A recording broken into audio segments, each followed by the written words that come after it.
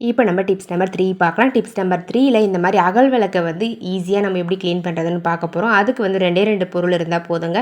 சூப்பரா கிளீன் பண்ணி முடிச்சிடலாம். பாருங்க இந்த மாதிரி புளிச்ச மாவு இருந்துச்சு அப்படின்னா அதை எடுத்துக்கோங்க. அந்த மாவை வந்து இந்த மாதிரி அந்த அகல் விளக்குக்கு மேலே வந்து பார்த்தீங்கன்னா ஊற்றி விட்டுருங்க. இப்போ நம்ம அதே கிணத்துல கொஞ்சம் தண்ணி ஆட் பண்ணிவிட்டு துணி துவைக்கிற பவுடர் இருக்குங்களா, அந்த பவுடரை வந்து பார்த்திங்கன்னா ஒரே ஒரு ஸ்பூன் அளவுக்கு சேர்த்து மிக்ஸ் பண்ணிவிட்டு நல்லா கரைச்சி விட்டுட்டு அதுக்கப்புறம் அந்த பவுல்லே வந்து சேர்த்துக்கோங்க. அதாவது அகல் விளக்குக்கு மேலேயே வந்து பார்த்திங்கன்னா அப்ளை பண்ணிக்கோங்க.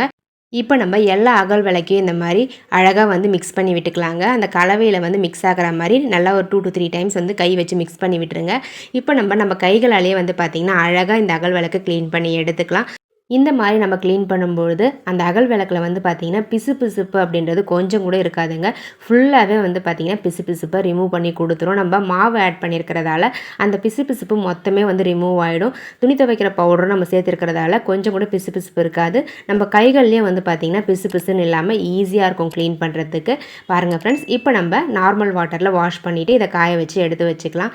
இந்த மாதிரி நீங்கள் உங்கள் வீட்டில் இருக்கக்கூடிய பூஜை பாத்திரங்களை கூட அழகாக க்ளீன் பண்ணி எடுத்துக்கலாங்க. ரொம்பவே யூஸ்ஃபுல்லாக இருந்திருக்கும்னு நினைக்கிறேன். இந்த டிப்ஸ் உங்களுக்கு தேவைப்படுறவங்க ட்ரை பண்ணி பாருங்கள். ட்ரை பண்ணி பார்த்துட்டு ரிசல்ட் எப்படி இருந்தது அப்படின்றத கமெண்ட் செக்ஷனில் மறக்காமல் கமெண்ட் பண்ணுங்கள்.